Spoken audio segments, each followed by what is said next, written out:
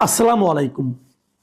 প্রিয় দর্শক, ভারত বাংলাদেশের সম্পর্ক এখন আমার মনে হয় যে বাংলাদেশের দেশ স্বাধীন হওয়ার পর এই গত ৫৪ বছরে সবচেয়ে তলানিতে অবস্থান করছে।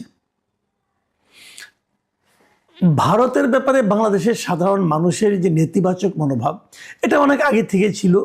সম্ভবত ভারতের আচরণের কারণে ছিল। কারণ বাংলাদেশে গত ১৭ বছর আওয়ামী লীগের যে সরকার ছিল এবং সেই সরকারের গণতন্ত্র বিরোধী যে কর্মকাণ্ডগুলো ছিল, বিশেষ করে নির্বাচনের ব্যাপারে সেই সরকারের যে আচরণ ছিল, কর্মকাণ্ড ছিল, ভারত নিজে একটা গণতান্ত্রিক দেশ হওয়া সত্ত্বেও আওয়ামী লীগ সরকারের সেই অগণতান্ত্রিক যে আচরণ তাকে নিঃশর্ত সমর্থন দিয়ে গেছে। তারা আমিডামি নির্বাচন করেছে, তারা দিনের ভোট রাতে করেছে। এই সমস্ত কিছুই কিন্তু ভারতের কাছে একেবারে সমর্থন পেয়েছে। এই সমস্ত ঘটনা ভারতের প্রতি, ভারত সরকারের প্রতি বাংলাদেশের সাধারণ মানুষের মনোভাব আরও অনেক বেশি নেতিবাচক করে তুলেছিল। এর মধ্যে একটা সম্ভাবনা দেখা গিয়েছিল যে বেগম খালেদা জিয়ার মৃত্যুর পর ভারতের পররাষ্ট্রমন্ত্রী দেশে এসেছিলেন এবং তার ইমিডিয়েট পরের দিন দিল্লিতে ভারতের যিনি প্রতিরক্ষা মন্ত্রী আছেন রাজনাথ সিং, তিনি বাংলাদেশ হাই কমিশনে গিয়েছিলেন এবং বেগম খালেদা জিয়ার মৃত্যুতে যে শোক প্রকাশ করেছিলেন।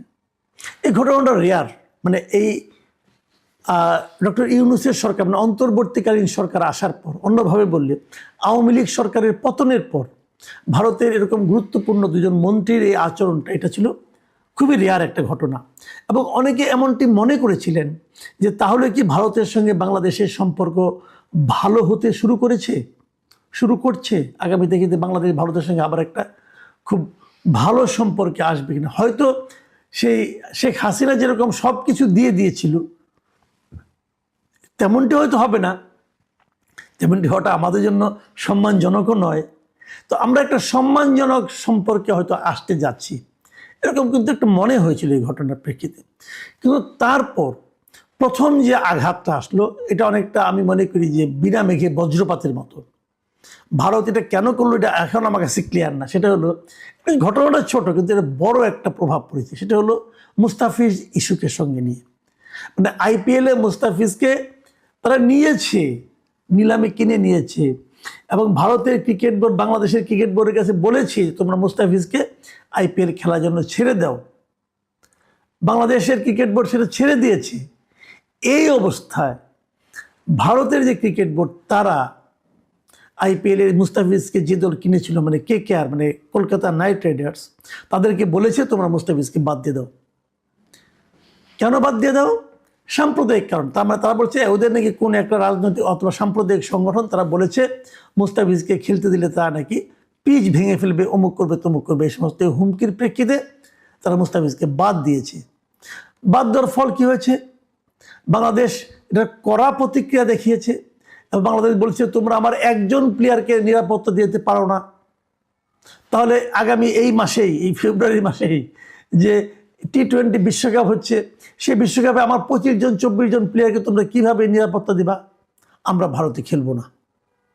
তো আরেকটা হোস্ট আছে, কো হোস্ট শ্রীলঙ্কা, আমাদের সব খেলা শ্রীলঙ্কায় ফেলতে হবে। তার জন্য প্রস্তুতি কোথায়? ওদিকে পাকিস্তানও খেলবে না। ভাবুন একবার, মানে ভারতে যে পাকিস্তানও খেলবে না, এখন বাংলাদেশও খেলবে না।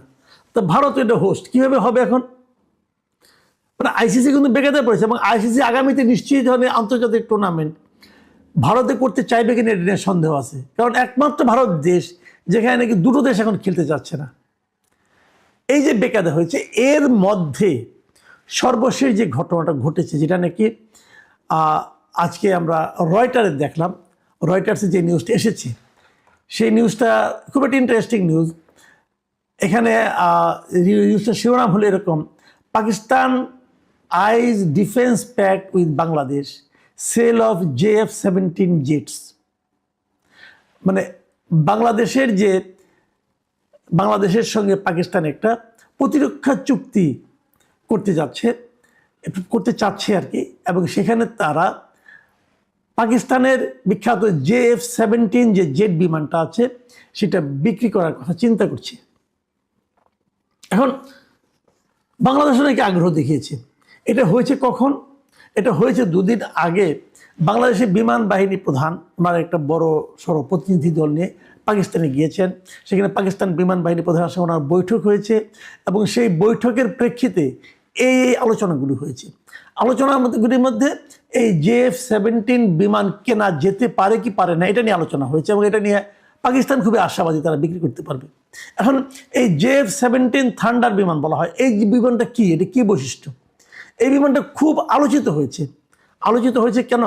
যে গত বছরের মে মাসে ভারতের সঙ্গে পাকিস্তানের একটা যুদ্ধ হয়েছিল এবং সেই যুদ্ধে ভারতের অতি দামি বিমান রাফাল বিমান, যেটা আপনি জানেন, সে রাফাল বিমানটা তারা পাকিস্তান আক্রমণ করেছিল এবং সেই যুদ্ধে সবসময় যেটা হয় যুদ্ধে কিন্তু কেউ হার স্বীকার করে না, সবাই বলে আমরাই জিতেছি। কিন্তু সেই যুদ্ধে এটা সবাই জানে যে ভারতের ওই রাফাল অতি মূল্যবান রাফাল বিমানগুলো এই পাকিস্তানের JF-17 থান্ডারের কাছে মোটামুটি পরিদস্ত হয়েছে, গোটা দুয়েক রাফাল বিমান বিধ্বস্ত হয়েছে। এখন JF-17 থান্ডার বিমান যেটা, এটা আসলে কি বিমান?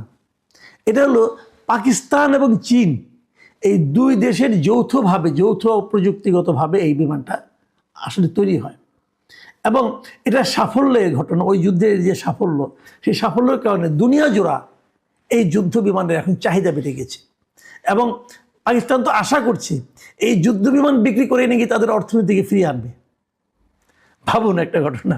এখন বাংলাদেশ এই বিমানটা কিনতে পারে কিনা এটা নিয়ে আলোচনা চলছে। পাকিস্তান আশা করছে যে পাকিস্তানের বিভিন্ন পত্রপত্রিকা এটা নিয়ে রিপোর্ট করেছে।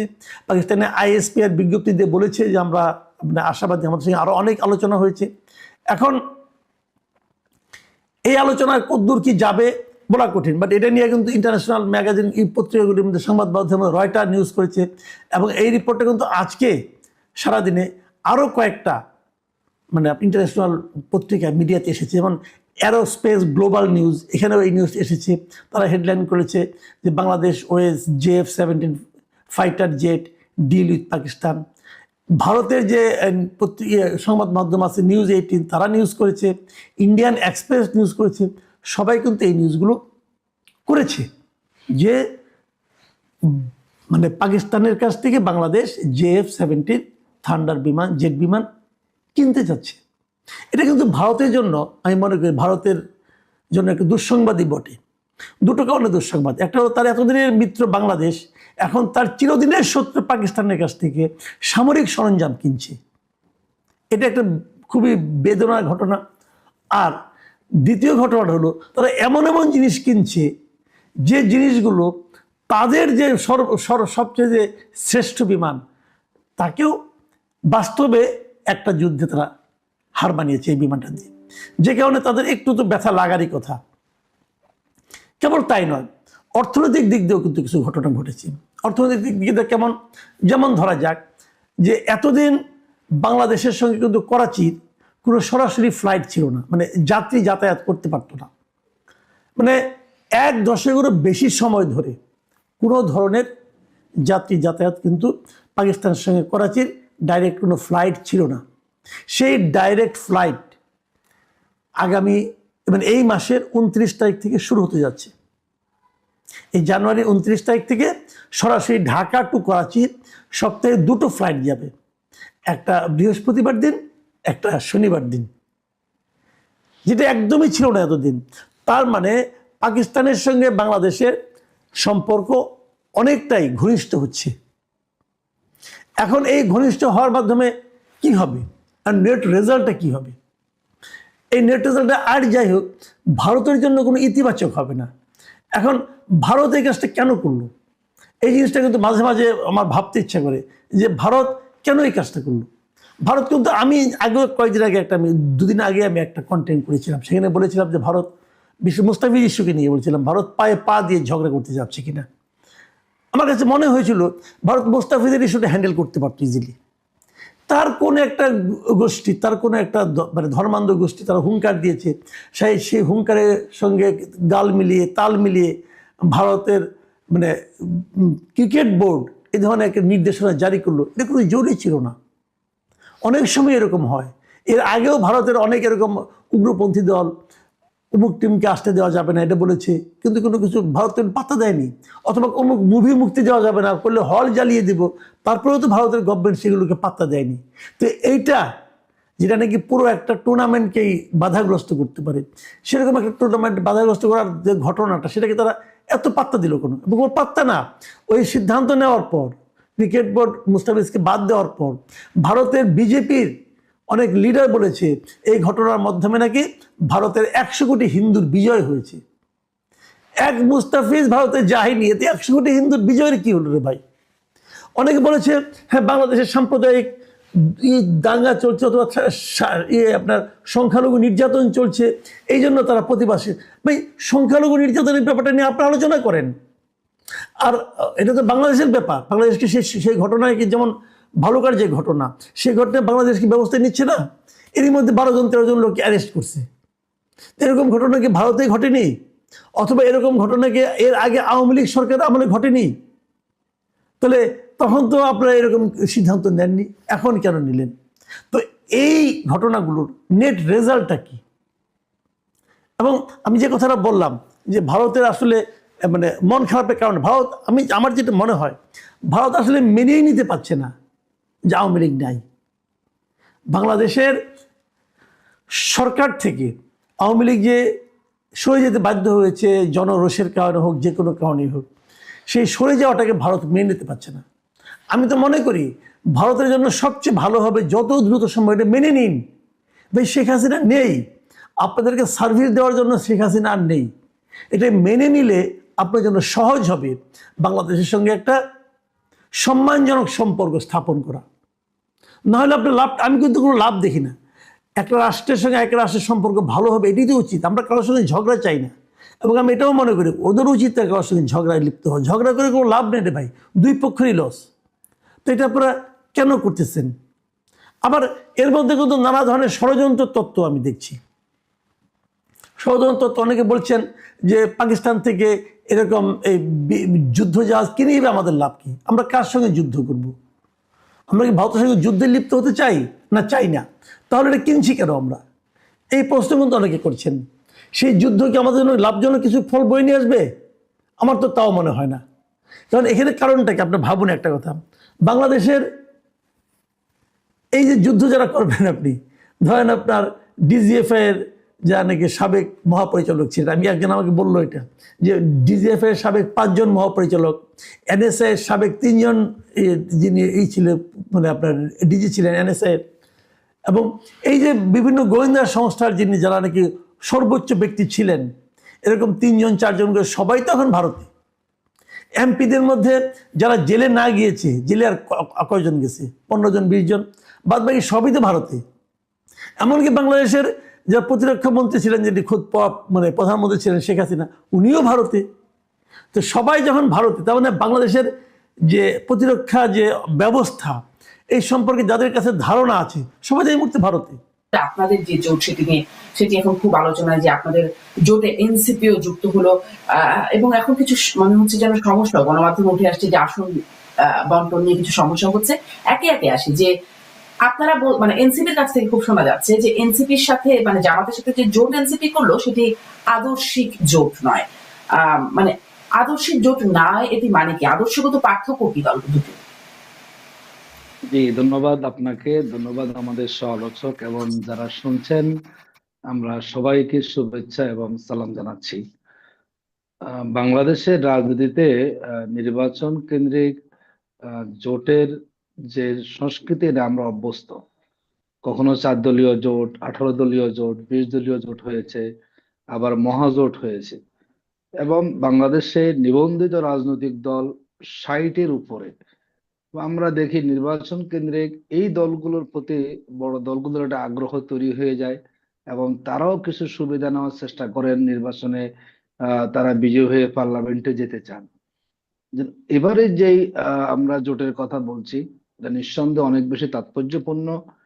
বিশেষ করে বিগত 6 মাস থেকে জামাত ইসলামী সহ সমমনা 8টি দল, তারা একই প্ল্যাটফর্মে থেকে বিভিন্ন কর্মসূচি পালন করেছেন, এবং একসাথে সমঝোতার ভিত্তিতে এক ব্যালট বক্সে ভোটের ব্যাপারে সেখানে তারা জনগণকে ধারণা দিয়েছেন। শেষ দিকে সেই 3টি দল যোগ হয়ে এখন 11 দল হয়েছে। এবং আপনি যথার্থই বলেছেন, এনসিপি এখানে যুক্ত হয়েছে, আহ আপনার এলডিপি যুক্ত হয়েছে এবং এবি পার্টি যুক্ত হয়েছে। আলোচনা আসছে যে আমাদের এনসিপিটা নিয়ে বেশি আলোচনা আমরা লক্ষ্য করেছি। দেখুন, এনসিপি যেই দলটি আমরা বলি, এটি আমাদের একটি নতুন দল এবং তরুণদের নেতৃত্বে এই দলটি পরিচালিত হচ্ছে।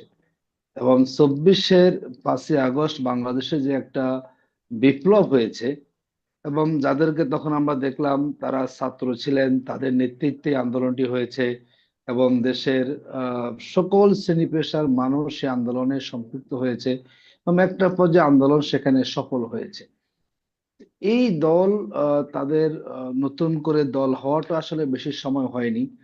একটা দলকে গুছিয়ে নিয়ে জনবান্ধব করা কিংবা তাদেরকে আরো মাঠ পর্যায়ে যে ভূমিকা রাখার কথা, নানা কারণেই আবার তাদেরকে মাঠে ময়দানে থাকতে হয়েছে ফ্যাসিবাদের বিরুদ্ধে বিভিন্ন কর্মসূচি পালন করার জন্য, যাতে করে আবার ফ্যাসিবাদ কোনরূপে বাংলাদেশে ফিরে আসতে না পারে।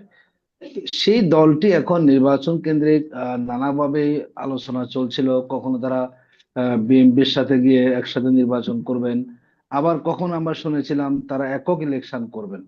তারা 3 দলীয় একটা জোটও তারা গঠন করেছেন। শেষ দিকে এসে বিশেষ করে আমরা বলবো যে শরীফ ওসমান হাদির যে হত্যাকাণ্ডটা ঘটেছে, তারপরে দৃশ্যপটটা পরিবর্তন হয়েছে এবং তাদের কাছে হয়তো মনে হয়েছে যাদের নেতৃত্বে বাংলাদেশের জুলাই আন্দোলন হয়েছে এবং তাদের নিরাপত্তার ক্ষেত্রে তারা কিছুটা আশঙ্কা পোষণ করেছেন। এবং আমি যদি মোটা দাগে আপনাকে বলি, যেখানে বাংলাদেশের আধিপত্যবাদ যে বিরোধী লড়াই চলছে, বিশেষ করে শরীফ ওসমান হাদি যে লড়াই চালিয়েছেন, সেই লড়াইকে আরো সফল করার জন্য, দ্বিতীয়ত বাংলাদেশের জুলাই আন্দোলন সফল হওয়ার পরে সাধারণ মানুষের মাঝে যে একটা রাষ্ট্র সংস্কারের আগ্রহ তৈরি হয়েছে, এবং ইতিমধ্যে আমাদের কিছু সংস্কার প্রস্তাবনা অনুমোদন হয়েছে, গেজেট হয়েছে, হয়তো তাদের কাছে মনে হয়েছে যে আগামী দিনের আমাদের জুলাই চেতনাকে ধরে রাখা, রাষ্ট্র সংস্কারকে সফল করা এবং সামনে গণভোটের ইস্যু আমাদের দেশে আছে এবং সব মিলেই যারা জুলাই আন্দোলন করেছেন তাদের নিরাপত্তা, তাদের ভবিষ্যৎ, তাদের যে রাজনীতিটা, হয়তো তারা সেই দিকটাকে বিবেচনা করে তারা জামাতের সাথে একসাথে কাজ করাটাকে তারা জি। কমফোর্ট মনে করেছেন, বলে একদম, তারা মানে এখানে কি এসেছেন। কারণে জোটটা হলো সেটি আপনি বলছেন যে তারা কেন জোটটা করতে চান, কিন্তু আমি একটু এটা প্রশ্ন করছিলাম যে আপনাদের আদর্শিক পার্থক্যটা কোথায়? যেহেতু বারবার বলা হচ্ছে যে আদর্শগত জোট না, তাহলে আদর্শিক পার্থক্যটা আসলে কোথায়? দেখুন, এটি এটি হচ্ছে আমরা ইতিপূর্বে জোট করেছি বিএনপির সাথে, তখন এই জাতীয় প্রশ্ন অনেকেই করেছেন। এটি হচ্ছে একটা নির্বাচনী সমঝোতা। আসলে এটি সবাই দলীয় কাজ যার মতো করে করবেন। এখানে কোনো দলের আদর্শ কোনো দলের ভিতরে প্রবেশ করবে না। জামাত তার নিজস্ব আদর্শ নিয়ে কাজ করবেন, তার নিজস্ব কর্মপদ্ধতি দিয়ে কাজ করবেন, এনসিপিও সেটা করবেন, বাকিরাও সেটা করবেন। আমরা কেউ আর কিন্তু কারোর নির্বাচনে ভিতরে জয়ী বিলেত হয়ে হলে যাচ্ছি কোন না। আদর্শের ভিত্তিতে কাজ হবে, মানে জয়ী হলে দেখুন, কার আদর্শ প্রিভেইল করবে? দেখুন আমাদের এখন প্রাথমিকভাবে যেটি হচ্ছে যে আমরা যদি যদি এই জোটটা জয়ী হয়, এবং ইতিমধ্যে বলা হয়েছে যে একটা সকলকে মিলে যাতে একটা ঐক্যমতের ভিত্তিতে সরকার গঠন করা যায়, সেই উদ্যোগটা সেখানে নেওয়া হবে এবং এই বাংলাদেশকে আমরা যাতে করে বিশ্বের বুকে একটা রোল মডেল উপস্থাপন করা যায়। অনেকেই বলেন যে ইসলামপন্থীরা ক্ষমতা আসছে, নানাবিধ ভাবে তারা ট্যাগিং দেওয়ার চেষ্টা করে থাকেন। আমরা মনে করি আগামীর বাংলাদেশের যে সম্ভাবনা আছে, রাষ্ট্র সংস্কারের যে দিকগুলো আছে, মানুষের জন্য একটা কল্যাণ রাষ্ট্রের যে দিকগুলোকে আমরা সামনে নিয়ে এসেছি, আর যদি আমরা এই জোটটা যদি আমরা সর্বোচ্চ আসন পাই, আমরা সেই দিক বিবেচনা করে সকলের চিন্তা, সকলের যার যার নির্বাচনী ইশতেহারকে সামনে রেখে আশা করি একটা সুন্দর নীতি আমরা নিয়ে তার ভিত্তিতে দেশটাকে আমরা পরিচালনা করার সুযোগ পাবো। মানে নির্বাচনে জয়ী হলে তারপরে সেই নীতির কথা মানে চিন্তা করবেন। আমরা আগে আমি নির্বাচনে ঠিক বৈতরণী আমরা পার হই, দেন আমরা তখন এই সরকারটা কিভাবে চলবে, আমরা কোন দিকগুলো অগ্রাধিকার দেব, তখন সেটি আশা করা যায় খুব অল্প মানে সময় যেমন নির্ধারণ ধরে করে তারেক আমরা রহমান সেটি বলছেন পালন আই হ্যাভ করতে এ পারবো। প্ল্যান, দেশে নেমেই বললেন আই হ্যাভ এ প্ল্যান। আপনাদেরকে আগে থেকে কোনো প্ল্যান নাই যে আসলে আদর্শিক বিষয়গুলো কিভাবে ম্যানেজ করবেন বা জোটগতভাবে কাজটা কিভাবে করবেন, এই প্ল্যানটাকে পরে করবেন? দেখুন, আমরা আমরা কিন্তু কোনো জোট এখনো বলছি না। এখানে 11টি দল এক হয়েছেন, তবে 11 হুম। দলের একটা ব্যালট বক্স হবে, যাতে বাকি 10টা দল তারা একযোগে সেখানে কাজ করবেন। আমাদের জোটের কিন্তু কোনো আলাদা ইশতেহার হবে না। প্রত্যেকটা দল তার জায়গা থেকে সেখানে তার ইশতেহার দিবেন এবং তারা জনগণকে উদ্বুদ্ধ করবেন, এবং যারা সেখানে পার্লামেন্টে আসন বেশি পাবেন সেখান থেকে হয়তো রাষ্ট্রের একটা প্রতিনিধিত্ব সেখানে যাবে। আমরা মনে করি 11 দলের যে অভিন্ন লক্ষ্য, আমাদের প্রথম লক্ষ্য হচ্ছে দেশ আমাদের সবার আগে, দেশটাকে ধারণ করি। আচ্ছা, এই এবং লক্ষ্যগুলো নিয়ে এই নিশ্চয়ই দেশটা আরো কথা বলার সুযোগ হবে, কিন্তু এটা বুঝলাম যে আপনাদের আলাদা ইশতেহার হবে না। আমি ডাক্তার আব্দুল তুষারের কাছ থেকে একটু শুনি যে জোট তো একটা মানে নির্বাচনের আগে আমাদের সবসময় নির্বাচনের গুলোর সময় আলোচনা হয়, এবার একটু বিশেষভাবেই মনে হচ্ছে যেন আলোচিত, এই যে আলাদা ইশতেহার হবে না, এবং পরবর্তীতে আসলে ঠিক করে দেশ চালানো হবে, যে ঐক্যমত ইত্যাদি কথা শোনা যাচ্ছে, জামাতের আমিরের কাছ থেকে আমরা এরকম একটা প্রস্তাবনা শুনেছি। আপনার কাছে আসলে কেমন মনে হচ্ছে এবারের জোটের সমীকরণটা? ভোটার হিসেবে আমি খুবই কনফিউজড, কেননা আপনারা নির্বাচন ঐক্য করেছেন। যারা ঐক্য করছে আর কি তারা বলছে যে তারা নির্বাচন ঐক্য করেছে, কিন্তু প্রত্যেক দলের আলাদা ইশতেহার আছে। তার মানে প্রত্যেক দল ভোটারদেরকে বলছে যদি তারা জিতে তারা কি করবে। এখন সেই ইশতেহারে কিছু মিল আছে, কিছু মিল নাই। তার মানে কিন্তু প্রত্যেক ডাক্তার দলের আব্দুল তুষার, অ্যাডভোকেট আতিকুর রহমান কিন্তু বললেন একটাই নাকি ইশতেহার হবে, না আপনি না না, খেয়াল করেছেন? উনি এটা বলেন না নাই। না না, উনি আমি বলেছেন আলাদা তার মানে বলছি। জোটের আমি একটা ভুল ইশতেহার বুঝেছি, হবে না, আমি দুঃখিত। জোটের আমি একটা দুঃখিত। ইশতেহার হবে না, আচ্ছা। প্রত্যেকের আলাদা আলাদা ইশতেহার আছে। সেই অনুযায়ী তারা ইশতেহার দিয়ে নির্বাচন করবেন, যার যার পরিকল্পনা তারা তুলে ধরবেন, এবং নির্বাচনে জিতে গেলে জোটের যত বেশি জিতবেন সবাই মিলে ঠিক করবেন যে কিভাবে পরে দেশটা চলবে। তো ভোটার হিসেবে আমি খুবই কনফিউজড। মনে করেন আমার এলাকায় এনসিপি দাঁড়ালো, আমি এনসিপি কে ভোট দিলাম, দেওয়ার পরে তাদের ইশতেহার পড়লাম, কারণ আমি তো আর আমার এলাকায় নিশ্চয়ই জামাতের ইশতেহার পড়বো না। কিন্তু তারপরে যখন ইলেকশন হয়ে গেল সবাই মিলে ঠিক করলো জামাতের ইশতেহার অনুযায়ী দেশ চলবে, সেটাই সবচেয়ে ভালো। তাহলে আমাকে সেটা মেনে নিতে হবে কেন? আমি তো এটা জানলে ধরেন এনসিপি কে ভোট দিতাম না হয়তো, তাই না? আমি তো এনসিপি কে ভোট দিয়েছি এনসিপির ইশতেহার অনুযায়ী দেশ চলবে এটা চিন্তা করে। তো এই জন্য ভোটার হিসেবে আমি মনে করি যেটা ভোটারদের জন্য অত্যন্ত একটি আহ ধোঁয়াশাপূর্ণ জায়গা। মানে সকলেরই হুম। আলাদা আলাদা বক্তব্য আছে, কিন্তু তারা একসাথে ইলেকশন করছে কেন? কারণ তারা আসলে ভোটার ভাগাভাগি করছে, আদর্শ কিংবা লক্ষ্যের কোনো মিল নাই। তাদের মিল হচ্ছে যার যেখানে ভোটার বেশি আছে সে সেইভাবে আরেকজনের সাথে হিসাব কিতাব করে আসন বিলি বন্টন করেছে। কারণ ব্যাপারটা এরকম যে কিছু ছেলে মেয়ে একটা বড় আম গাছের দিকে ঢিল মারছে, বলে আম পায়রা কি করবি? বলে আগে তো পায়রা লই তারপরে ঠিক করব। বলে আচার খাবি নাকি আমসত্ত্ব খাবি? বলে আগে তো পায়রা লই তারপরে ঠিক করব। তো ব্যাপারটা ওরকম হয়ে গেল না? বড় একটা সংসদ আছে, 300 আম আছে, আর 300 আমের দিকে সবাই মিলে ঢিল মেরেছে, যার যার মতো, বড় ঢিল ছোট ঢিল সেগুলো হচ্ছে যার যার ইশতেহার। এবং তারপরে মনে করেন আম পড়লো নিজের দিকে 151টা, পড়ার পরে ঠিক করলো যে আম দিয়ে কেউ আমসত্ত্ব বানাবে, আর কেউ আহ আম পোড়া বানাবে, আর কেউ হচ্ছে আমের শরবত বানাবে, আর কেউ হচ্ছে আম কোল্ড স্টোরেজে রেখে দিবে, আর কেউ হচ্ছে আমের আচার বানাবে। বুঝতে পারছেন? তো ইশতেহার যদি আলাদা আলাদা হয় ঘটনাটা তাই ঘটবে না? একজনের ইশতেহার আছে আমের আচার, আরেকজনের ইশতেহারে আছে আমের শরবত। হুম। আম গাছটা হচ্ছে সংসদ। এখন ভোটার হিসেবে আমি মনে করি যে এই জোট আসলে পরিপূর্ণভাবে একটি স্বার্থের জোট। এইখানে কোনো ধরনের লক্ষ্য উদ্দেশ্য নাই, উদ্দেশ্য একটা, আগে জিতালই। তো আমি অত্যন্ত শ্রদ্ধা রেখেই বলি যে আগে জিতে নেই, এইটা আসলে সঠিক না। জিতলে পরে আপনি কি করবেন সেটা আমাকে বলেন, তারপরে তো আমি ভোট দিব। আগে আমারে জিতান, এটা বললে তো হবে না। হুম। আমি ভোটার হিসেবে মনে করি আমাকে বলতে হবে যে জিতলে পরে আপনি কি করবেন। জিতলে পরে কি এনসিপি থেকে মন্ত্রী হবে? মন্ত্রী যদি হয় তাহলে কয়টা মন্ত্রী হবে? কিংবা তরুণরা আসলে কোন ধরনের শর্তের ভিত্তিতে এই জোটে যোগ দিয়েছে? এই জোটে আমি হ্যাঁ, আপনাকে বলি, ওলি স্যার আহমেদ ধরেন সাহেব। আগেও যখন জোট হয়েছে, আমি তো একটু ছোট্ট প্রশ্ন করি যে আগেও যখন জোট হয়েছে আগেই কি বলে দেওয়া হয় যে কয়টা মন্ত্রী হবে? এরকম তো আগে ডিক্লেয়ার হয় না। না না, আগে বলে দেওয়া হয় না, কিন্তু এইবার হুম। এটাই জন্য আমরা জানতে চাই যে আমরা এনসিপির 2টা মন্ত্রী দেখেছি আর কি। তা আমরা তো হুম। এনসিপির মন্ত্রীদের সম্পর্কে অভিজ্ঞ। এনসিপির আরো একজন মন্ত্রী ছিলেন যিনি পদত্যাগ করে ইয়ে তৈরি করেছেন, দলটা তৈরি করেছেন, হুম। এবং আমরা তাদের হলফনামাও দেখতে পাচ্ছি। তো সেই সব দেখে তো আমাদের মনে সন্দেহ যাচ্ছে। এনসিপি মন্ত্রী হবে জানলে আমি আপনাকে এখনই বলি আমি তাহলে ভোট দিব না। কারণ আমি মনে করি না যে আমার আমার আমাকে চালানোর মতো মন্ত্রিত্ব পাওয়ার যোগ্যতা এদের দলে কারো আছে।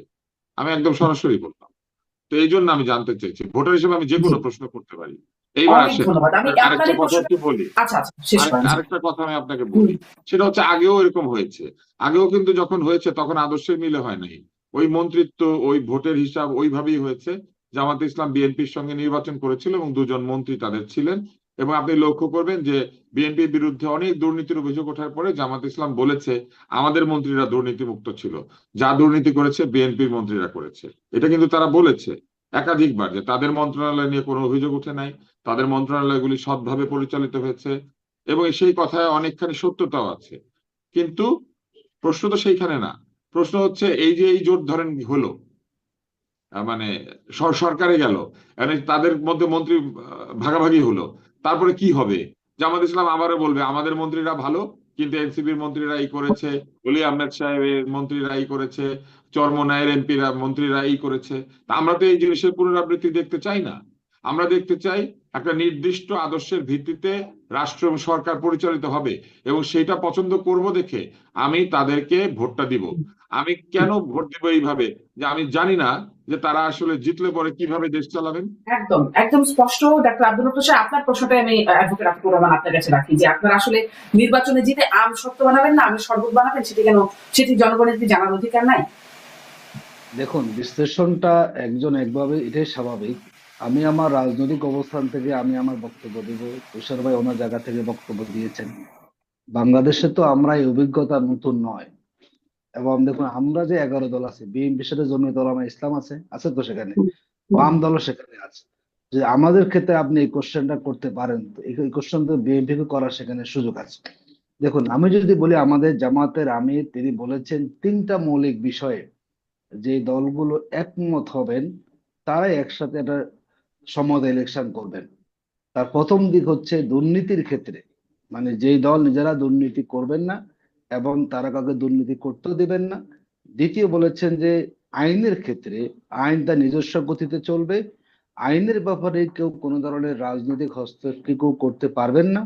তৃতীয় বলেছেন যে সংস্কার প্রস্তাবনাগুলো তৈরি হয়েছে, সেগুলো সুযোগ পেলে সবাই আন্তরিকভাবে দলগতভাবে সেগুলোকে বাস্তবায়ন করার জন্য প্রচেষ্টা চালাবে। 3টা মৌলিক দিকে সামনে রেখেই তিনি প্রস্তাব দিয়েছেন, এবং এই প্রস্তাবের ভিত্তিতে নতুন কিছু দল এসেছে, আরো কিছু দল তারা হয়তো আসতে চাচ্ছেন, নানা কারণে এখন এই সময় একই বিষয় তো আসলে বিএনপি বা এর সাথে কেমন করে দ্বিমত, মানে দুর্নীতি আইন নিজস্ব গতিতে চলবে বা সংস্কার, এগুলো তো আসলে এখন যারা রাজনীতি করছে সব দলই তো এই একই রকম মানে কথা বলছে অন্তত মুখে। এমনকি যদি আমরা প্রতিটা সরকারের কথা চিন্তা করি, তারাও অন্তত এটা মুখে অনেকবার বলেছে যে দুর্নীতি হবে না, আইনের শাসন বা আইন নিজস্ব গতিতে চলবে, এগুলো তো সবাই বলেই। দেখুন, আমি যদি আপনাকে বলি, বাংলাদেশে তো ইতিপূর্বেই জাতীয় পার্টি ক্ষমতা এসেছেন, মানুষ তাদের শাসনও দেখেছে। আওয়ামী লীগের তো আমরা দেখে দেখে মোটামুটি ক্লান্ত হয়ে পড়েছি, যে বিএনপিকেও দেখেছে। এবং এখন জামাত ইসলামী সহ যে 11 দলের একটা আমরা সমঝোতা করেছি, এই দলগুলো কিন্তু আমরা একবার কখনো আমরা ক্ষমতা আসেনি। শুধুমাত্র জামাত ইসলামী বিএনপির সাথে 4 দলীয় জোটে 2জন মন্ত্রী আমাদের ছিল। ওই অবস্থায় যখন বাংলাদেশ বারবার দুর্নীতির চ্যাম্পিয়ন হচ্ছিল, তখন কিন্তু আমরা প্রমাণ করেছি না, এই দুর্নীতির মধ্যে আমরা থেকেও কিন্তু আমরা নিজেরা দুর্নীতিগ্রস্ত আমরা হয়ে যাইনি।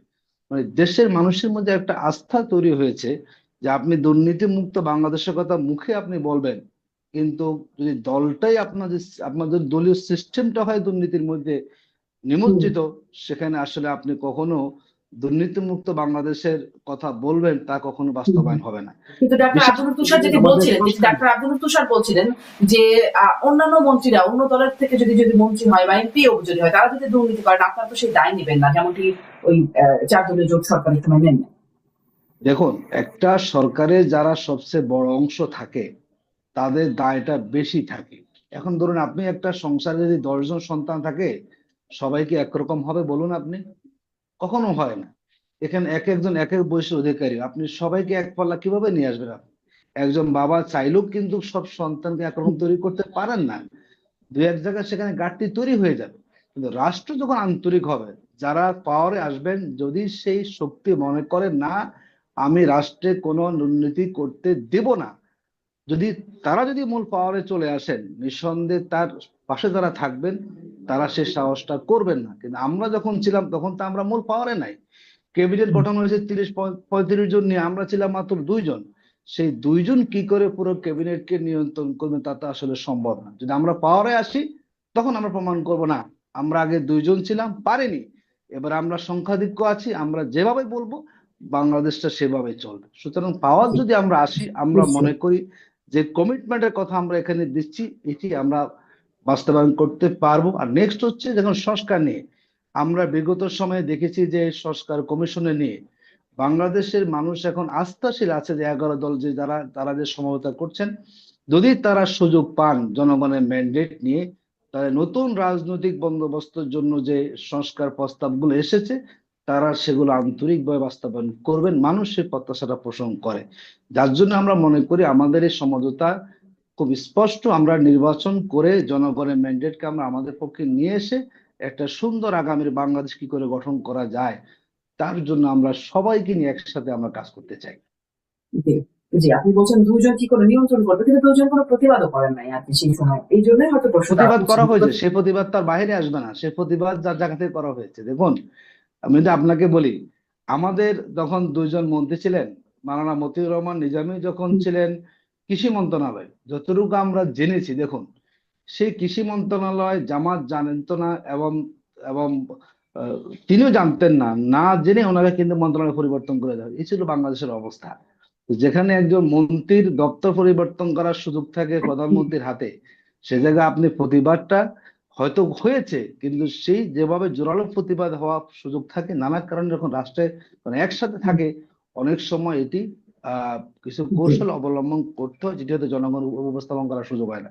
কিন্তু জামাত তার জায়গা থেকে যতটুকু চেষ্টা করেছে তখন আমরা আসলে সেখানে ভূমিকা মানে রাখার চেষ্টা করেছি। নানান রকম সুবিধা এবং স্বার্থের কারণে সেই সুযোগ বা কৌশলটা আপনাদেরকে নিতে হয়েছে বলা যায় না। এখন যখন মানে এটা একটা সুবিধাবাদী আচরণ না, যে তখন যেটি বিএনপি কেও প্রশ্ন করা হয় যে স্বাধীনতা বিরোধী বারবার আপনাদেরকে বলা হয়, তখন কেন বলা হয় নাই, আর আপনাদেরকেও প্রশ্ন করা হয় যে আপনারা যদি এই কারণগুলো থেকে থাকে তখন বলেন নাই, এখন মানে দল নাই জোট নাই বলে এখন বলবেন, এটি কি খুব মানে ন্যায্য আচরণ কিনা? আসবো আপনার কাছে আবারও পরে। আমি একটু ডাক্তার আব্দুল লতিফের কাছে এটি একটু জানতে চাই যে এই যে বিশেষ করে একটা বিষয় অবশ্য মানে আরেকটা প্রশ্ন রয়ে গেল যে আরো যে বাকি দলগুলো আছে তাদের সাথে কি আদর্শিক জোট হলো কিনা, কিন্তু আপনার কাছ থেকে শুনেই যায় ডাক্তার আব্দুল লতিফ সাহেব যে আপনার কি মনে হয় এই যে জোটটা হলো, এতে বিশেষ করে এনসিপির যে জোট মানে যুক্ত হলো, তাতে লাভ কার হলো, কোন দলের কতটা হলো? কারণ এনসিপিতে পদত্যাগে হিরিক পড়ে গেছে, সেটা আমরা দেখতে পাচ্ছি।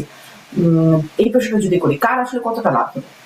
লাভ আর ক্ষতির হিসাব হবে নির্বাচনের পরের দিন। নির্বাচনের ফলাফল দেখলে বোঝা যাবে কার লাভ হলো, কারণ তারা তো তাদের লাভের জায়গাটা নির্দিষ্ট করেছেন। জামাত ইসলামের নেতৃত্বে যে জোট, সেখানে তাদের লাভ একটাই, সেটা হচ্ছে তারা ভোটে জিততে চান।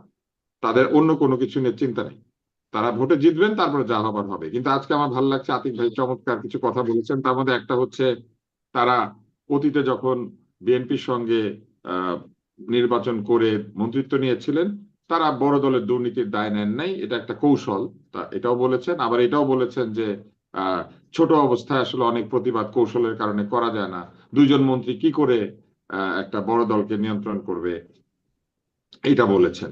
কিন্তু দেখেন এখানে একটা স্ববিরোধিতা আছে। তিনি বলেছেন যারা বড় দল তাদের কথা অনুযায়ী দেশ চলবে, আমরা যেভাবে বলবো সেভাবে দেশ চলবে, তাহলে জোটের দরকার কি? তার মানে উনি জানিয়ে দিয়েছেন যে জিতবার পরে জামাতে ইসলামী এখানে বৃহৎ দল, তারাই বেশি সিট জিতবেন এবং সরকার হলে তারাই সেখানে বড় দলটা থাকবেন, তাহলে তাদের ইচ্ছা মতোই চলবে, বাকিরা তখন ইয়াস বলবে। কিন্তু প্রশ্নটা হচ্ছে, ধরেন ওনাদের শরিক দল থেকে ওনারা মন্ত্রী দিল, যে প্রশ্নটা আমি করেছি সেটার উত্তরটা পাই নাই আসলে, যে তাদের শরিক দল থেকে মন্ত্রী হলো এবং আগে যেমন তারা 2 জন কোনো দুর্নীতি করেন নাই, এখন দেখা গেল তারা অধিকাংশই দুর্নীতি করলেন না, কিন্তু 2 জনে করলো, তখন তারা কি করবেন? তারা কি সেই 2 জনকে বাদ দিবেন? তারা কি সেই 2 জনের বিরুদ্ধে শাস্তিমূলক ব্যবস্থা নেবেন? আর যদি নেনই, তাহলে জেনে শুনে সেই সব দল যাদের দুর্নীতি করার সম্ভাবনা আছে তাদেরকে জোটের মধ্যে নিচ্ছেন কেন? এটা হচ্ছে একটা। দ্বিতীয়ত, তাদের এই 8 দলের জোটের মধ্যে চরমোনাইয়ের পীর সাহেব আছেন। পীর সাহেবদের যে রাজনীতি, সেখানে সুফিবাদ একটি গুরুত্বপূর্ণ বিষয়। জামাত ইসলাম কি সুফিবাদের যে ইসলামী ধারা সেটাকে সমর্থন করে? এই ব্যাপারে কিন্তু তাদের কোনো পরিষ্কার কোনো দৃষ্টিভঙ্গি আমরা জানি না, ভোটাররা জানি না, হয়তো তারা জানেন, কৌশলের অংশ হিসেবে আমাদেরকে বলছেন না। কিন্তু এই যে সুফিবাদী যে চরমোনাইয়ের, সে সমালোচনা সঠিক নাকি জামাত ইসলামের যে ইসলাম সংক্রান্ত ইন্টারপ্রিটেশন সেটা সঠিক? এবং এখানে আরো একটি বিষয় রয়েছে, এই আন্দোলনের এই ধারার মধ্যে এই যে একটি অংশ রয়েছে যারা আপনার অনুষ্ঠানে আসবে না, শারমিন, কারণ আপনি নারী। নারী উপস্থাপক থাকলে আসে না, নারী আলোচক থাকলেও আসে না। সংসদ যদি নারী সদস্য হয় তাহলে কি তাদের সেই শরিক দল ওই নারী সদস্যদের সঙ্গে গিয়ে সংসদে বসবে? কারণ সংসদে নারী সদস্য থাকবেই। আগের নিয়মে সংসদ চললো, 50 জন নারী সদস্য থাকবেই, যেটা কোটার সদস্য। তো সেই নারী কোটার যে সদস্যরা তারা তো থাকবেন, তাহলে নারীদের সঙ্গে তারা গিয়ে সংসদে বসবেন। তারা কি সেই রীতি বদল করেছেন সেটাও আমরা পরিষ্কার জানি না, কিন্তু আমাদেরকে জানানো হয় নাই। এবং আরো একটা বিষয় রয়েছে, আপনি একটা মজার জিনিস বলেছেন যে এনসিপি থেকে বহু লোক দলে দলে পদত্যাগ করছে। তার মানে এমন একটা দল তাদের সঙ্গে যুক্ত হয়েছে যে দলের একটা বিরাট অংশ তাদের দলের সেই অবস্থানকে সমর্থন করে না। নইলে তারা এখন কেন পদত্যাগ করছে, আগে কেন করে নাই? এবং এই দলটির গতি প্রকৃতি আপনি দেখেন, প্রথমে তারা জামাতকে ভয়ঙ্কর সমালোচনা করেছে এই দলটি, তারপরে তারা কি করেছে, তারাকে 3 দলীয় জোট তৈরি করেছে। তারপরে তারা কি করেছে, তারা বিএনপির সঙ্গে দর কষাকষি করেছে। তারপরে তারা জামাত ইসলামের এই জোটে যুক্ত হয়েছে। এবং আতিক ভাই আরো একটি কথা বলেছেন, নিরাপত্তা জনিত কারণে। নিরাপত্তা দিবে সরকার, ভোটে যেই জিতুক সেই নিরাপত্তা দিতে বাধ্য। সকলকে, বাংলাদেশের সকল নাগরিককে নিরাপত্তা দেওয়ার শপথ নিতে হবে, ভোটে যে জিতুক তাকে, এবং যারা জিতবে না তাদেরকেও।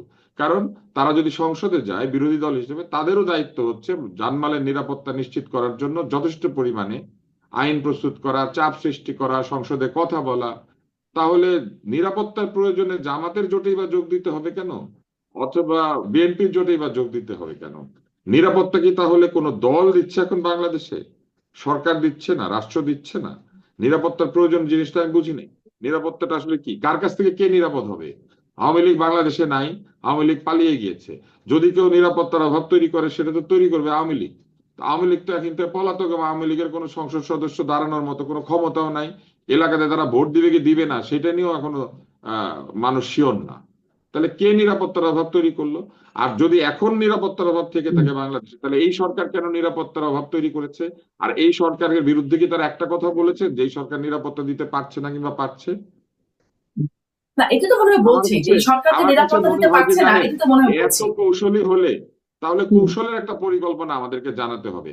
কারণ এত কৌশলী হলে কে কার জামার নিচে, কে কার আস্তিনের ভিতরে, কে কার লুঙ্গির নিচে, কে কার শেরওয়ানির ভিতরে, আমরা তো বুঝতে পারছি না ভোটার হিসেবে। আমাদেরকে পরিষ্কার ভাবে বলতে হবে এই কিছু কিছু প্রশ্নের উত্তর। কি করে সুফিবাদী একটি আন্দোলনের ধারা যারা জামাত ইসলামকে আমি একদম ভয়ঙ্কর আপনার সমালোচনা প্রশ্নগুলো করেছে, নিয়ে তারা কি করে আপনার এটার প্রশ্নগুলো মধ্যে একটু যায়? জানতে চাই। জি, আপনার প্রশ্নগুলো জানতে চাই, কিন্তু এটা একটা খুব কিন্তু ব্যাপার যে সাথে থাকলে নিরাপদ থাকবে আর হাতে না থাকলে অনিরাপদ হয়ে যাবে। বিষয়টা কি এরকম? অ্যাডভোকেট আতিকুর রহমান, আপনার কাছ থেকে একটু বিষয়গুলো শুনতেই চাই। এবং ওই যে ইসলাম, আমার আতিকুর রহমান, আমার ইসলাম আরেকটা কায়েম। আমার আরেকটা আচ্ছা, জায়গা আছে, জাতীয় সরকার। আমি ওই প্রশ্নটা তাকে করে দিই, তাহলে উনি একসাথে উত্তর দিতে জি, পারবেন। ছোট্ট করে করেন। ওনারা জি, বলেছেন যে জিতলে পরে জাতীয় সরকার করবেন, আবার বলেছেন আমরা যেভাবে বলবো, বড় দল যেভাবে বলবে সেইভাবেই সরকার চলবে, রাষ্ট্র চলবে। তাহলে জাতীয় সরকার বানানোর দরকার কি? এটা তো কোনো প্রয়োজন নাই। জাতীয় সরকারে বাকিরা বসে বসে ওনাদের কথা শুনবে। জি, অ্যাডভোকেট আতিকুর রহমান। জি, আমি একটু সম্ভবত উনি আমার কথাটা বুঝতে একটু ভুল হয়েছে ওনার। ভুল হইতে পারে। দেখুন, বাংলাদেশে দুর্নীতি মুক্ত যদি বলেন আপনি, আমাদের দলগত যে পদ্ধতিটা আছে, 2001 সাল থেকে 6 সালে বিএনপি ক্ষমতায় ছিল। আপনি বলুন তো বিএনপির কয়জন মন্ত্রী এমপি দুর্নীতি মুক্ত ছিলেন? আমি কথাটা এখানে আনতে চাইনি। এখন আপনি যখন 6 সালে যখন সরকারের পতন হলো, যখন নতুন সরকার আসলো ফখরুদ্দিন মঈনুদ্দিন সাহেব, তখন আজকে যে প্রথম আলো পত্রিকা ডিফেন্ড করে কথা বলছেন, সে শিরোনামগুলো কথা কি আমাদের মনে পড়ে না? আমাদের দেশনেত্রী বেগম খালেদা জিয়া থেকে শুরু করে এখন বর্তমান বিএনপি চেয়ারপারসন যিনি আছেন, তাকে যে লিড নিউজগুলো যে করেছে প্রথম আলো পত্রিকা, এগুলো কি প্রথম আলো থেকে মুছে দিতে পারবেন? আমরা বলেছি যারা সরকারে থাকবেন, যদি সরকারের মূল জায়গায় যদি তারা মনে করেন যে আমরা দুর্নীতি করব না, তাহলে তার সাথে সবাই একই ফর্মুলা যাবে। আমি এটা বুঝাতে চাইনি যে আমি প্রধান হয়ে যাব। এখন ধরুন আমি যদি বলি, এখন এই যে এখন যে আপনার নির্বাচনী আপনার এই যে বাছাই হলো, মনোনয়নপত্র বাছাই হলো, আপনি দেখবেন যে ঋণ খেলাপি যারা হয়েছেন সম্ভবত 31 জনের ভিতরে আপনার বড় অংশই কিন্তু বিএনপি ঋণ খেলাপি। তো যারা এখন 1700 কোটি টাকা ঋণে আছেন, যারা 800 কোটি টাকা ঋণে আছেন, আর তারা যখন আবার নির্বাচনে এসে এমপি হয়ে যাবেন, তারা বুঝে নিচ্ছেন যদি আমি একবার এমপি হতে পারি তাহলে কোনো না কোনো ভাবে সরকারি মেকানিজমে গিয়ে আমার এই ঋণ খেলাপির দায় থেকে মুক্তি পাওয়ার সুযোগ আমি পেয়ে যাব। আমি ওখানে বলছি। এবং আপনি দেখুন, ঋণ খেলাপি থেকে শুরু করে এবং যারা বিগত সময়ে বাংলাদেশের এমপি মন্ত্রী ছিলেন, কয়জন সেখানে স্বচ্ছতা অবলম্বন করেছেন। আমি ওখানে বলেছি, সরকারের যদি মূল নীতি নির্ধারক যারা থাকবেন, তারা যদি মনে করেন যে আমরা নিজেরা দুর্নীতি মুক্ত হব না, আমার দল, দেখুন আমি যদি আপনাকে ক্যাটাগরিক্যালি বলি, আমাদের জামাত ইসলামের আমির ওপেন ডিক্লার দিয়েছেন আমাদের হলো আপনার সোহরাওয়ার্দী উদ্যান। এখন পর্যন্ত বাংলাদেশের যারা ক্ষমতা আসতে চাচ্ছেন তারা কেন এই সাহসটি করেন নাই? আমরা বলেছি দুর্নীতি মুক্ত হলে আগে এমপিরা দুর্নীতি মুক্ত হবেন, এবং সেই প্রথম কথা বলেছেন যে আমাদের কোন এমপিরা কোন সরকারি কেউ কোনো গাড়ি নেবেন না, কেউ যারা হবেন কেউ কোনো সরকারি প্লট নেবেন না। এমপি কোটায় যে অনুদানগুলো আসবে কোনো এমপি নিজে খরচ করবেন না, তিনি এগুলো পুরো টাকাটাই তিনি সেগুলো জনগণে বন্টন করে দিবেন। তার মানে আপনি এমপি হয়ে যে সুযোগ সুবিধা পাওয়ার, আপনি দল থেকে মনোনয়ন নিচ্ছেন কোটি টাকা খরচ করে দিয়ে, আপনি সেটা কোথা থেকে সেটা আপনি পাবেন বলেন? তার মানে উনি মনে করেন যে আমি টাকাটা ইনভেস্ট করলাম, যদি কোনোভাবে আমি একবার এমপিটা হয়ে যেতে পারি এর 100 গুণ আমি আদায় করতে পারবো। যে দলগুলো সিস্টেমের মধ্যে আছে হলো দুর্নীতিকে সুযোগ করে দেওয়া, সেই সিস্টেম তো ইসলামী দলগুলোর ভিতরে নাই। আমি ঢাকা 11 জামাতের প্রার্থী ছিলাম, এখন জোটগত কারণ আমাকে ছেড়ে দিতে হয়েছে। আমাকে তো দলকে ম্যানেজ করতে হয় নাই, আমি তো টাকা দিয়ে নমিনেশন নেওয়া লাগে নাই, কোনো বাণিজ্য সেখানে আমার করতে হয় নাই। আমি বলতে পারি হ্যাঁ, যদি আমি কখনো সুযোগ পাই, যদি আমার দল আমার থেকে কোনো দলকে ম্যানেজ করতে হয় নাই, সুতরাং আমি যদি এমপি হই, সুতরাং এমপি হলে জনগণের বরাদ্দের টাকা দিয়ে আমার যে ঘাটতি মেটানোর যে সুযোগ, সেটা কখনো আমার প্রয়োজন হবে না। আমি সেখানে বলছি কিন্তু এখন সিস্টেমটা যে আপনার অনেকে আপনাদের জোটে যারা করাপশন আছে থাকে। তারা আগেই ঘাটতি মিটিয়ে যাচ্ছে, আগেই ঘাটতি শোনেন, মিটিয়ে নিচ্ছে, যেমন জনগণের আপনি কাছে এটা আমাকে টাকা শেষ করতে নিয়ে। দেন। দেখুন, জি, শোনেন, এখানে আমাদের যারা জোটে আছেন, এখানে জামাত ইসলামী এর আগে পার্লামেন্টে ছিলেন, বাকি যে দলগুলো আছেন দলগুলো কেউ কিন্তু পার্লামেন্টের আগে প্রতিনিধিত্ব করেন, কিন্তু আমরা তার আশা নিয়ে বাঁচতে হবে। এখন আপনি আগামী দিনে কি হবে, যে আপনি সেই প্রশ্ন আমাকে ছুড়ে দেন যে আগামী দিনে মন্ত্রী হলে দুর্নীতি করলে আপনি কি করবেন, আমরা ওই পর্যায়ে আগে আসি। যদি আসার আগে আপনি আমাকে বেরিয়ার দিয়ে দেন, সেটা কখনো যুক্তিগত। আমি আমি একটু আপনাকে দেখুন, না কেন, আমাদের এটাই যে তো আসলে ইশতেহার যে আসার আগেই আপনাকে জানাইতে হবে যে আপনি আসলে কি করবেন। হ্যাঁ, তাছাড়া আমরা আপনাকে জানাবো। অদেখা, এখনো আপনাকে দেখি নাই, এখনো কি করে আপনাকে এখনো বিশ্বাস করবো? এখনো এখনো সময় শেষ হয়ে যায় না, একটু ওয়েট করেন আপনারা। আমাদের জোটটা পাকাভুক্ত হোক, আসনগুলো সম্ভবতা নিশ্চিত হোক, নিশ্চিত আপনি জানবেন যে 11 দল তাদের লক্ষ্যটা কি, তারা কোন লক্ষ্যকে নিয়ে তারা মাঠে যাবে, তারা জনগণকে কি বিষয়গুলো বলবে। আমাদের 11 দল এত রাজনৈতিকভাবে দেউলিয়া হয়ে যায় নাই। আমরা ভোটের মাঠে যাব আর জনগণকে আমরা পরিষ্কার করে বলবো না আমরা কি চাচ্ছি, এতটুকু দেউলিয়াপনা আমি মনে করি 11 দল হয়ে যায় না। আমি তো আপনাকে আরেকটু জি। বলি, আমার তুষার ভাই বলেছেন যে নারী আসনে পার্লামেন্টে নারীরা যাবেন না কেন, উনি মনে হয় ভুলে গেছেন কেন জামাত যখন পার্লামেন্টে ছিলেন আমি তখন জামাতকে বলি নাই জামাতের ভাই, নারী এমপিরা জামাতকে বলি না, পার্লামেন্টে আপনাদের গিয়েছেন না? আপনাদের জোটের মধ্যে একজন আছে, একটা দল আছে যারা টক শোতে নারী আলোচক থাকলে বন্ধু যায় না, ওদেরকে নিয়ে আচ্ছা, আপনারা সংসদে যাবেন আচ্ছা, কিভাবে? যাও নারী থাকবে না তুষার আপনাদের ভাই, সংসদে? আর আপনাদের জন্য আমরা নারী যাচ্ছি, প্রার্থী কয়জন? আমরা শুনে আমরা যাচ্ছি, এগুলো শুনেন নানাবিধ আছে তো ক্ষমতা, রাজনীতি কিংবা রাষ্ট্র পরিচালনা, অনেকে তো দূরে আছেন। তো এটি যখন আসবে অনেকেই অনেক ধরনের চিন্তা পরিবর্তন হয়ে যাবে, এটি আপনি আগ বাড়িয়ে নেতিবাচক নিতে চাই না। আমরা মনে করি এই দেশের নারী পুরুষ যার যেখানে আছে, নারীরা তার স্বাধীন স্বকীয়তা নিয়ে, তার যে আত্মমর্যাদা আছে নিয়ে, আমরা তো মনে করি না যে এই যে নারীদের ঘরে বন্দি করে রাখতে হবে। আমরা মনে করি নারী তার যে সুযোগ থাকবে, তার কর্মের প্রয়োজনে, তার জীবিকার প্রয়োজনে, তার যে স্বাধীনতা, তা সব কাজ করতে পারবেন। আমরা কখনোই ধারণা পোষণ করি না যে নারী মানে তাকে পুরো ঘরে বন্দি করে রাখতে হবে। দেশের অর্ধেক শ্রেণী জি, মানুষকে আপনি আপনি ঘরে বলছেন যে বন্দি করে চিন্তা রেখে পরিবর্তন কখনো হবে, বাংলাদেশ মানে করতে পারবেন না। ভবিষ্যতে হবে, এটা নিয়ে আমাদের আস্থা রাখতে হবে, এখনো পর্যন্ত হয়ে। এবং জি। আমাদের ইসলামী নীতিমালা ভিত্তিতেই আমরা মনে করি সেই পলিসিগুলো আমাদের নির্ধারণ করা হয়ে থাকে। আমি একটু ডাক্তার আব্দুল তুষারের কাছে এটা শুনতে চাই, ধীরে ধীরে সহনীয় হয়েই তারপরে আসলে বাস্তবতা বুঝেই প্রার্থীর বিষয়টা কথা বলছেন। আপনি কি বলবেন? আমার কিছুই বলার নাই, কারণ আমি পুরো আলোচনা থেকে 3টা শব্দ বুঝতে পেরে, মানে 3টা প্রপোজিশন বুঝতে পেরেছি। একটা হচ্ছে এনসিপি না আসলে পরে ওনাদের কোনো নারী প্রার্থী থাকতো না। এনসিপি কিছু মেয়ে নিয়ে এসেছে, যার মধ্যে আবার অনেক মেয়ে বের হয়ে গিয়েছে এনসিপি আসার কারণে, মানে মেয়েরাই এই সিদ্ধান্তটাকে প্রপারলি নেয় নাই। এনসিপির সবচেয়ে বিখ্যাত পোস্টার গার্ল, যাকে ডিম ভ্রমণে নিয়ে যাওয়া হয়েছিল, আহ, এবং যিনি ডিমের অভিজ্ঞতা নিয়েছেন সুদূর নিউ ইয়র্কে, তিনি পর্যন্ত এনসিপি ছেড়ে বের হয়ে গিয়েছেন। একটা দলের জন্য যিনি এত বড় একটি সংগ্রাম করেছেন, তাই না, সেই সংগ্রামের বিপরীতে তিনি বের হয়ে গিয়েছেন। তো এইটা কিন্তু আসলে খুব ভালো চিহ্ন না। আর এনসিপির আরো কিছু নারী প্রার্থী আছেন, যাদের মধ্যে একজনকে আমি জানি, উনি ফেসবুকে যথেষ্ট পরিমাণে গালিগালাজ করতেন, বয়োজ্যেষ্ঠদেরকে অনেক উৎপাত করতেন ভয়ঙ্কর ভাষায়, আহ, এমনকি হুমকি পর্যন্ত দিয়েছেন। এবং শুধু তাই না, তিনি একটি আহ আধা সরকারি প্রতিষ্ঠানে ঢুকে পড়েছিলেন এই অভ্যুত্থানের যে ক্ষমতা, সেই ক্ষমতা দিয়ে সেখান থেকে পদত্যাগ করে তিনি নির্বাচন করার বিষয়ে ঘোষণা দিয়েছেন। এবং সেইখানে তার দুর্নীতি এবং তার ক্ষমতার অপব্যবহার নিয়ে ওই একই সংগঠনে কর্মরত একজন বহু সিনিয়র চিকিৎসক ফেসবুকে স্ট্যাটাস দিয়েছিলেন, পরিষ্কারভাবে লিখেছিলেন যে তিনি তার উৎপাতে অতিষ্ঠ। তো এরকম প্রার্থী নিয়ে তো এনসিপি এসেছে তাদের সঙ্গে যোগ দিতে। এখন এটা আমি বুঝতে পারলাম যে নারী থাকতো না, এনসিপি নারী নিয়ে এসেছে, বাকি প্রার্থীদের সাথে নারীর তেমন কোনো অংশগ্রহণ ছিল না। তবে দূতাবাসের বড় বড় কর্মকর্তাদের সঙ্গে অনেক নারী নেত্রীরা কথা টথা বলছেন, এটা অবশ্যই একটা উন্নতি বলে আমরা মনে করতে পারি। কিন্তু 50 জন নারীর বেলায় কি হবে? ওই 50 জন তাদেরকে নির্বাচিত করতেই হবে যখন তারা সরকারে জিতবেন। সেই নারীরা কারা বা সেই নারী নেত্রীগুলি কে, সেটাও কিন্তু আমরা জানি না। আমাদের 50 জন নারী নেত্রী গিয়ে সেখানে ঢুকে পড়বেন, যেটা আমরা বিএনপির বেলায় বুঝতে পারি, আওয়ামী লীগের বেলায় একসময় বুঝতাম, কমিউনিস্ট পার্টির বেলায় বুঝতে পারি যে তাদের নারী নেত্রীকে। ধরেন এই যে মোশরেফা মিশু, আমরা জানি যে যদি কখনো তারা ক্ষমতায় যায়, উনি কোটায় হইলেও একটা নারী আসন পাবে।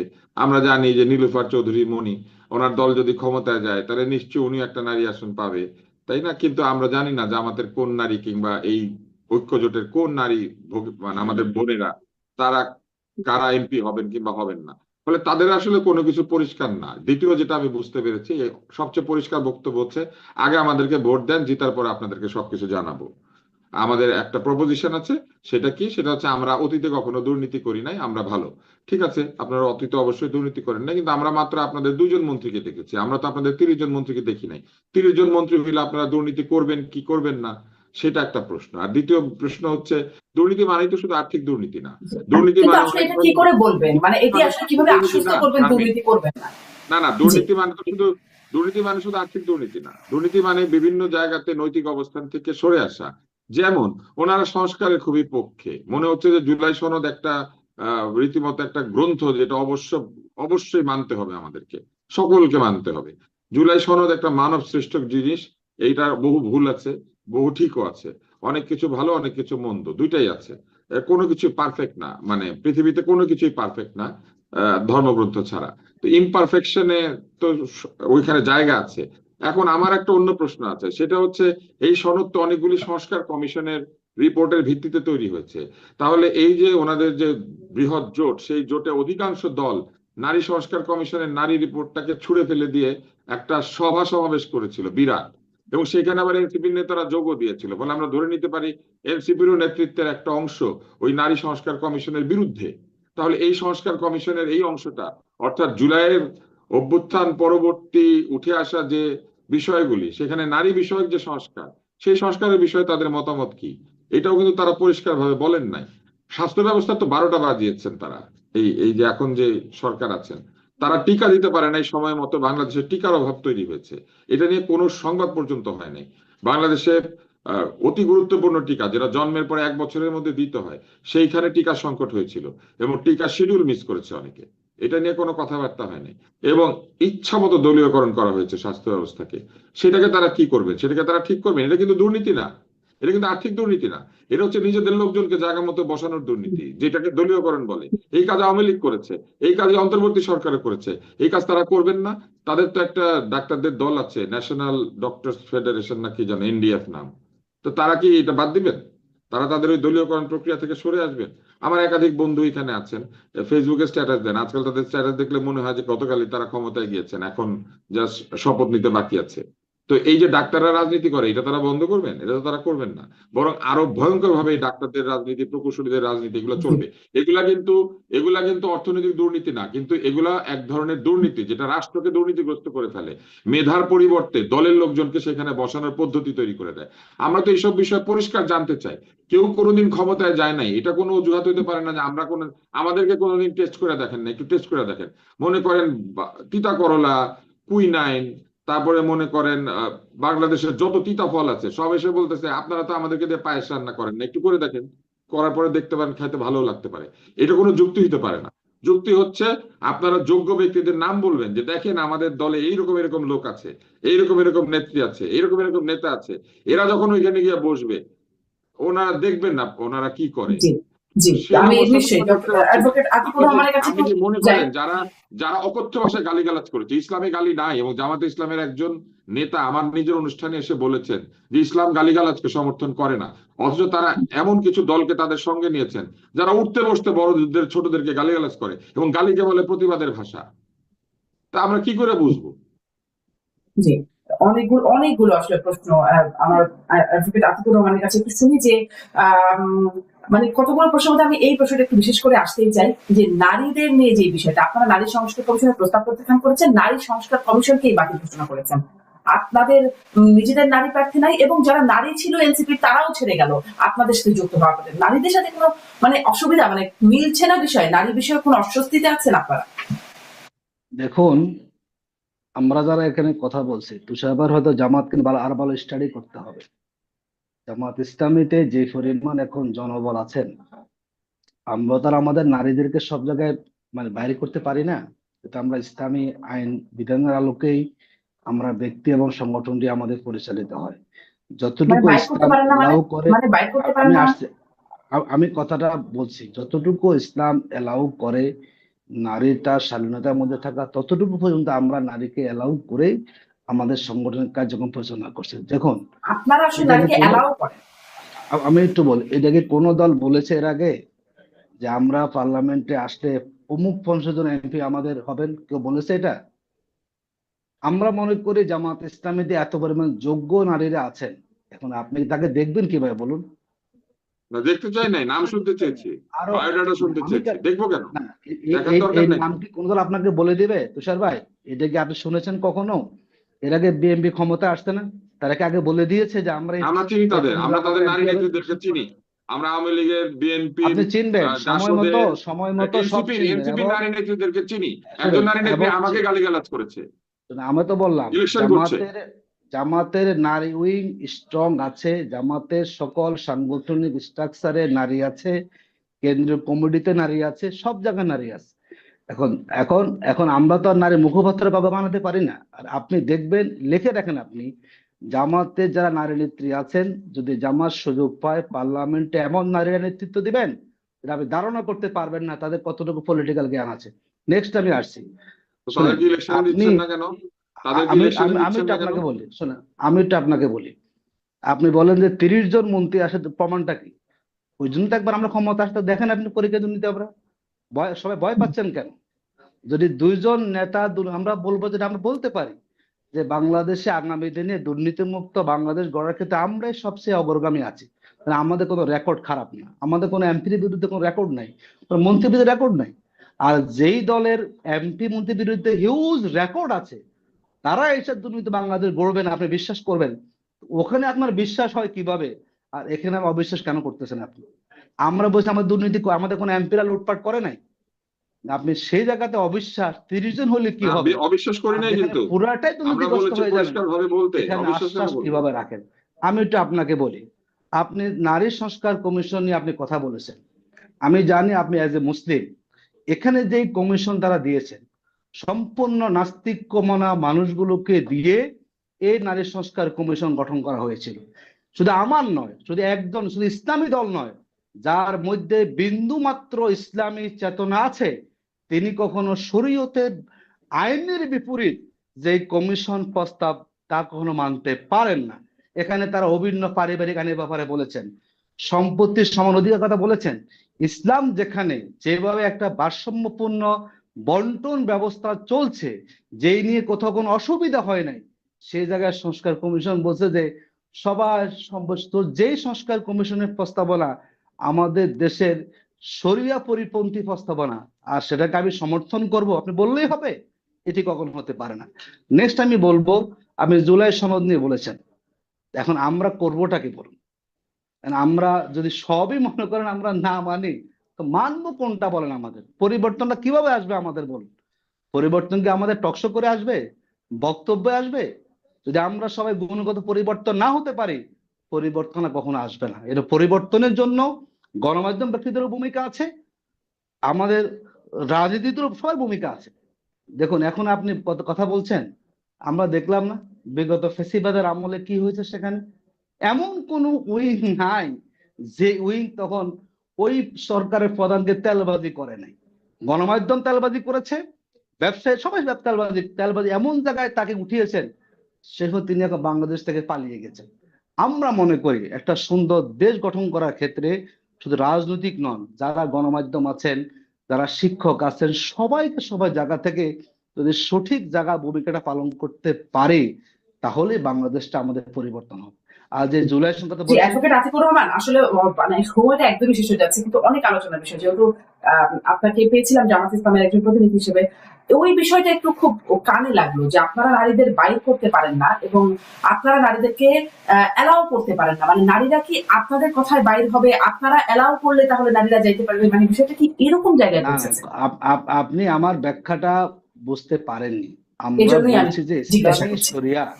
ইসলামী শরিয়া যতটুকু একজন নারীকে এলাউ করে, ততটুকু আমরা নারীকে সামনে নিয়ে আসছি। একজন নারীকে তো ইসলামী নীতিমালার বাইরে আপনি আনতে পারেন না। দেখুন জামাতের যারা নারীরা করছেন, তারা সাক্ষাৎ করেছেন না, তারা পর্দা প্রসূতা মেনটেন করে তারা সেখানে কি করেছেন? ডেডিকেশন ফেস করেছেন। এবং যদি আমরা সংসদে যাই, আমাদের নারীরা সে স্বাধীনতা পার্লামেন্টে যাবেন। আমরা কি বলি যে আমরা সেই পর্দাটা মেনটেন করে যদি প্রার্থীও হতেন, তাহলে হয়তো আমাদের এই প্রশ্নগুলো আর আসতো না।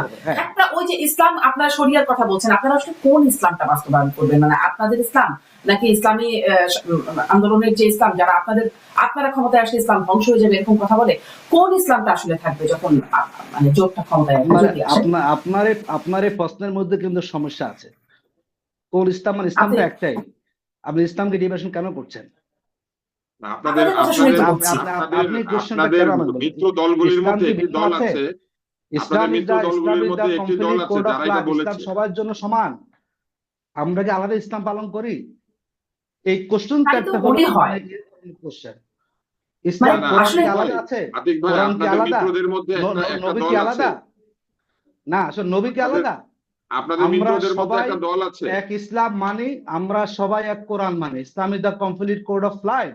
এই কোড অফ লাইফ কে ফলো করে আমরা সবাই মানি। এখানে জামাতের ইসলাম আলাদা, অমুকের ইসলাম আলাদা, এটি করে ইসলামকে এক ধরনের কটাক্ষ করে। কটাক্ষ কখনো না না না না, আপনি বিষয়টা আমি আপনাকে বলি, আপনাদের মিত্রদের মধ্যে ভালো করে বুঝতে পেরেছি। যারা আপনারা একটা ন্যারেটিভ দাঁড় করাচ্ছেন যে আপনাদের মিত্রদের মধ্যে দল আছে যারা আপনাদেরকে কটাক্ষ করেছে। ইসলাম নিয়ে কোনো কম্প্রোমাইজ নাই। আপনি মাফ করবেন, আসলে ন্যারেটিভটা আমরা দাঁড় করাচ্ছি কি, আমরা দাঁড় করাচ্ছি কি, কারণ কি আমি ওই প্রশ্নটা মানে আমি একদম কোট করে বলতে পারি। ইসলামী আন্দোলনের পক্ষ থেকে আপনাদেরকে বলা হয়েছিল যে যদি কমিউনিস্টরাও কখনো মানে কোনো দেশ দখল করে, সেই দেশেও ইসলাম আসতে পারে, কিন্তু জামাত যদি কোনো দেশ দখল করে তাহলে কখনোই ইসলাম সম্ভব না। মানে তাদেরকে নিয়ে জোট করেছে সেই দলের প্রধান, কিন্তু সে তারা তো আপনাদের জোটে, তারা তো আপনাদের সাথে সমঝোতা করবেন না, আপনারা তার সাথে ইলেকশন সে কথা বলেছি। করবেন না। আপনি সে কথা ওই কোন দল নেতাকে বলেন, আমি কেন অ্যানসার দেব সেটা?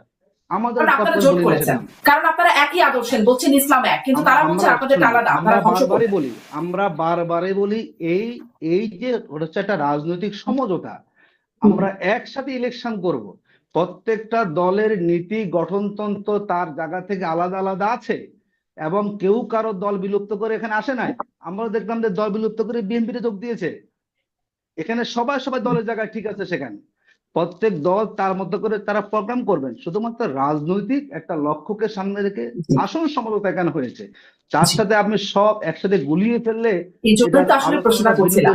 আমার মনে হয় ডাক্তার আব্দুল তুষার একটু স্পষ্ট করবেন এই বিষয়ে। আমি শুধু এই জন্যই আমি এই প্রশ্নটা করছিলাম যে যেহেতু আপনারা একসাথে মিলছেন, আদর্শ মিলছেন, এখন আদর্শগত জায়গায় যে পার্থক্যের জায়গাটা আমরা শুনে আসছি যে আপনারা আসলে ইসলাম ধ্বংস করছেন, মানে জামাত ইসলামী যেটা তাদের অভিযোগ, আবার আপনি বলছেন ইসলাম তো একই। যদি একই হয় তাহলে আপনারা ধ্বংস করছেন তারা রাখছেন, এরকম বক্তব্যটা আসে কেন? তখনই তো আমাদের মধ্যে সন্দেহ তৈরি হয়। একটু যদি ডাক্তার আব্দুল লতিফ স্যার আপনি স্পষ্ট করতে পারেন, আপনি কি বুঝলেন? আমরা মানে শেষের দিকে একদম। আমি ভোটার হিসেবে বুঝতে পারি নাই এই জন্য যে দেখেন, ইসলাম সবার জন্য এক। যদি তাই হয় তাহলে এনসিপির প্রার্থী যারা নারী প্রার্থী তাদের জন্য এক। তাহলে এনসিপির নারী প্রার্থীরা পর্দা পালন না করে, ইসলামের শরিয়া পালন না করে তারা এসে জামাতে ইসলামের সাথে ভোট ভাগাভাগি করছেন। জামাতের ভোটাররা তাহলে তাদেরকে ভোট দিবেন, তো তাহলে কেন ভোট দিবেন যারা শরিয়া পালন করে না তাদেরকে? এটাই আমি বুঝতে পারছি না। আমি এইটাই বুঝতে পারছি না। আমি কিন্তু একমত যে ইসলাম অবশ্যই সবার জন্য এক, কিন্তু তাদের মিত্রদের মধ্যে একটি দল আছে যারা বলেছে যে তাদের ইসলাম আর এই ইসলাম একরকম নয়, দুই রকম ইন্টারপ্রিটেশন, দুই রকমের ব্যাখ্যা। এটাই তো আমাদের মানে আমাদের যে দ্বিধাদ্বন্দ্বের কারণ। কারণ আমরা তাহলে কি বুঝবো যে এমনিতে যারা বাইরে ভয়ঙ্কর ভাবে জামাতে ইসলামের সমালোচনা করে, শুধু ভোটের জন্য তারা এক হয়ে গেল, অথবা যারা শরিয়া মানে না, যারা পর্দা করে না, তারা এই দলের মধ্যে এসে জামাত ইসলামের ভোটারদের ভোট পাবে? কারণ উনি বলেছেন যে এই যে পর্দা পুশিদা করে না, তারপরে যারা এই যে শরিয়া মেনে চলে না, এই জিনিসটা তারা মনে করেন যে এটা শরিয়া মেনে চলা উচিত। আমি একমত, আমি তার সাথে একদম একমত। তাদের দলের আদর্শ যদি এটা হয় তারা সেটা বলবেন পরিষ্কার ভাবে, ভোটাররা সেইভাবে সিদ্ধান্ত নিবে। কিন্তু তাদের এই জোটের মধ্যে এমন দল আছে যাদের প্রার্থীরা পর্দা পুশিদা করে না, তারাও তো দাঁড়াচ্ছেন। অথবা যে ধরনের পর্দা পুশিদা করা উচিত ইসলামী রীতি অনুযায়ী পুরাপুরি করে না, কিছুটা করে কিছুটা করে না। তো সেই রকম যদি থাকে, তাইলে জামাতে ইসলামের যারা ভোটার তারা কি এখন ওই ধরনের নারীদেরকে ভোটটা দিবেন? তাইলে আমার প্রশ্নটা হয়, তাইলে ওই ভোটটা দেওয়ার সময় শরিয়া কোথায় যায়? ওই ভোটটা দেওয়ার সময় ধর্মের ইন্টারপ্রিটেশনটা কোথায় যায়? কারণ আমি একজন ভোটার হিসেবে আমার দেখতে ইচ্ছা করে যে একটা দল যখন তার মিত্রদেরকে নির্বাচন করবে, মিত্ররা কাছাকাছি হবে, মিত্রদের আচার আচরণের মধ্যে একটা সমন্বয় থাকবে। এখন সেইটা যদি না থাকে, তাহলে ডেফিনেটলি আমি চিন্তা করবো, ঠিক আছে আমার এলাকায় জামাতের লোক দাঁড়ালে আমি ভোটটা দিব, কিন্তু ওই যে তার মিত্র দল দাঁড়ালে দিব না। তো এই যে অবস্থাটা তৈরি হচ্ছে, এই সেটা অবস্থাটা তৈরি হওয়ার তো কথা ছিল না। এই অবস্থাটা তৈরি জি হওয়ার তো কথা ছিল না। রাইট। অবস্থাটা ছিল জি এরকম যে মিত্ররা সবাই সমানভাবে ভোটটা পাবে, কিন্তু সবাই তো সমানভাবে পালন করছে না। তো সবাই যখন এখানেই ভোটের আগেই পালন করে না, ভোটের পরে যে তারা পালন করবে সেটার তো কোনো নিশ্চয়তা নাই।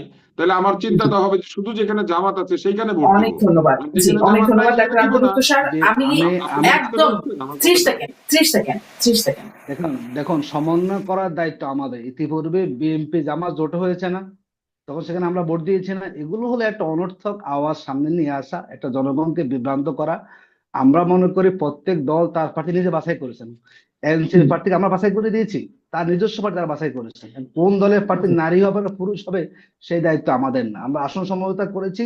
এবং যেটা মূল হচ্ছে অনেকে একটু অবাক বেপর্দা হয়ে গেছে, নারীকে কিভাবে সরকারি ইসলামী নিবেন, আন্দোলন জোট হয়েছে আমাদের, বুঝলেন? মন্ত্রী বানাবেন এটা বেপর্দা অনেকে নারীকে? মিলতে পারেন নাই। ইসলামী দলগুলো এক হবে কেউ ভাবতে পারে না, এটার বড় সমস্যা। বাংলাদেশের মানুষ আগামী দিনে এনসিপি ইসলামী দল? ভোটের মাঠে তারা এই জোটটাকে বেছে নেবে ইনশাআল্লাহ। আমরা জি যাই বলি না কেন, এনসিপি এলডিপি এর বাংলাদেশে ইসলামী দল? পরিবর্তনের হাওয়া শুরু হয়েছে। এবং যারা জুলাই চেতনাকে ধারণ করেন এবং যারা ইসলাম অনুশাসনকে মেনে চলেন,